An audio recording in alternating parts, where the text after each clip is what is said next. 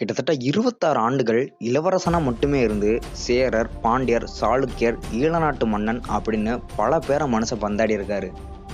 கிபி 1012ஆம் ஆண்டு முடிச்ச உடனே ராஜேந்திர சோழன் கிபி 1018ஆம் ஆண்டுல இருந்தே மூத்த புதல்வனான முதலாம் ராஜாதிராஜன் இளவரசனாக்கி நிர்வாகத்துல ஈடுபட வச்சார். ராஜராஜ சோழனுக்கு எப்படி ராஜேந்திரன் முன்னாடி இருந்து எல்லா பொருளையும் ஜெயிச்சாரோ அதே மாதிரி தான் இவரும் தன்னுடைய அப்பாவுக்கு பண்ணியிருக்காரு. இவரு மானாபரணன், வீரகேரளன், சுந்தரபாண்டியன் அப்படிங்கிற 3 பாண்டியர்களையும் மேலை சாளுக்கிய மன்னனான ஆகமவல்லனை 3 முறை புறங்காட்டியோட வச்சிருக்காரு. தாராசுரம் கோயில்ல இருக்க ஒரு தூண் மேலை சாளுக்கியரை ஜெயிச்சு வந்த வெற்றிக்கு அடையாளமா இருக்கு. போர் சமயத்துல ஆகமவல்லனுடைய ஒற்றர்கள் மாட்டினப்போ அவர்களை கொல்லாம அவர்களுடைய மார்புல ஆகமவல்லன் பயந்து ஓடினான் அப்படின்னு எழுதி அனுப்புனாரு.